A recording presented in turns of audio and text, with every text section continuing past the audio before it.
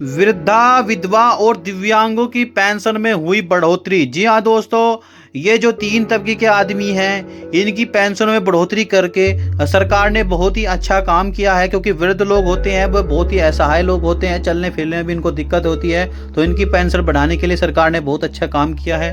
विधवा लोग जो होते हैं, उनके जो कमाने वाला जो हस्बैंड होता है, पति होता है, वो गुजर जाता है, तो उनके बढ़ाने में भी, उनकी पेंशन बढ़ाने के लिए भी सरकार ने बहुत अच्छा कदम उठाया है। और दिव्यांग लोग होते हैं, जो अपाहिज लोग होते हैं, उनको भी पैसे की बहुत ही तंगी होती है, बहुत ही प्रॉब्लम होती है, तो उनकी पेंशन बढ़ाने के लिए भी सरकार ने बहुत ही अहम कदम उठाया है। तो क्या है जानकारी, कितनी बढ़ेगी पेंशन, मैं आपको इस वीडियो के द्वारा बताऊंगा। तो चलिए शुरू करते हैं वीडियो को। क्या है जानकारी। देश में सामाजिक सुरक्षा योजना उन लोगों के लिए जीवन का सहारा बनती है जिनके पास आय का कोई स्थायी स्रोत नहीं होता है। बुजुर्ग नागरिक, विधवा महिलाएं और दिव्यांग व्यक्ति अक्सर ऐसी स्थिति में होते हैं जहां रोजमर्रा के खर्च, इलाज और दवाइयों की चिंता बनी रहती है। इसी संदर्भ में ओल्ड विडो हैंडीकैप पेंशन 2026 को लेकर एक बार फिर चर्चा तेज हो गई है। माना जा रहा है कि बढ़ती महंगाई और जीवन यापन की लागत को देखते हुए सरकार इस योजना की तक जाने वाली पेंशन राशि में सुधार पर विचार कर रही है, जिससे जरूरतमंद लोगों को बेहतर राहत मिल सके। इस योजना का मुख्य उद्देश्य उन नागरिकों को आर्थिक सुरक्षा देना है जो उम्र, सामाजिक स्थिति या शारीरिक अक्षमता के कारण काम करने में सक्षम नहीं है। वृद्धावस्था में आय के साधन सीमित हो जाते हैं, विधवा महिलाओं को अचानक परिवार की जिम्मेदारी आ जाती है, और जो विकलांग लोग हैं, दिव्यांग लोग व्यक्ति हैं, वे रोजगार के समान अवसर नहीं मिल पाते। ऐसे में मासिक पेंशन उन्हें सम्मानजनक जीवन जीने में मदद करती है और न्यूनतम जरूरतों को पूरा करने का आधार बनती है। पेंशन योजना का सामाजिक महत्व क्या है। यह योजना केवल आर्थिक सहायता तक सीमित नहीं है, बल्कि सामाजिक सम्मान और आत्मनिर्भरता से जुड़ी हुई है।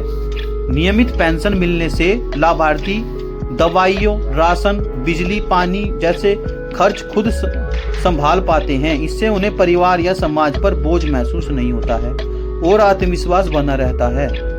Old window handicap pension scheme 2026 इसी सोच को मजबूत करती है कि समाज के कमजोर वर्गों को सुरक्षित और सम्मानजनक जीवन जीना मिलना ही चाहिए।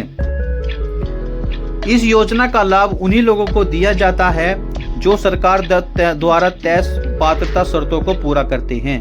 बुजुर्गों के लिए न्यूनतम आयु सीमा तय होती है, विधवा महिलाओं को वैवाहिक स्थिति से जुड़े प्रमाण देने होते हैं, और विकलांग व्यक्तियों के लिए मान्यता प्राप्त मेडिकल बोर्ड का प्रमाण पत्र आवश्यक होता है।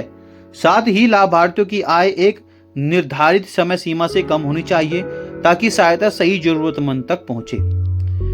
पेंशन बढ़ोतरी से संभावित लाभ।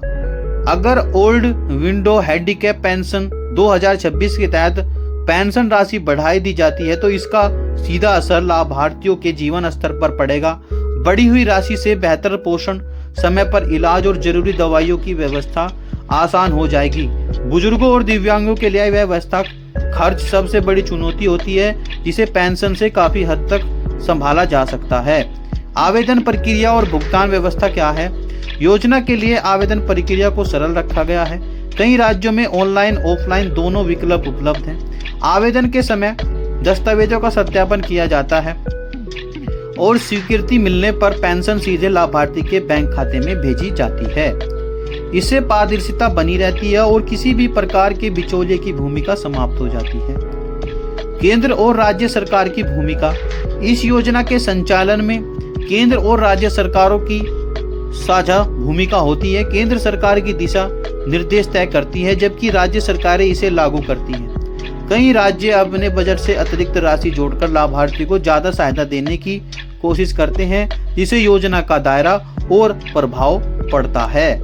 तो दोस्तों, यह थी वो जानकारी कि योजना और old window handicap pension scheme 2026 में सरकार इसमें राशि बढ़ाने की जो है वो बात चल रही है, और जल्दी ही वह राशि इसको बढ़ा देगी, जिससे ओल्ड मैन और विधवा और दिव्यांग लोगों पर बहुत अच्छा असर पड़ेगा, जिससे उनकी ज़रूरतमंद चीज़ें भी वे उसको कर पाएंगे। तो दोस्तों यह थी वह जानकारी। अगर आपको जानकारी अच्छी लगी तो वीडियो को लाइक करें, चैनल को सब्सक्राइब करें और मिलते हैं ऐसी जानकारी के साथ अगली वीडियो में भी। तब तक के लिए नमस्कार।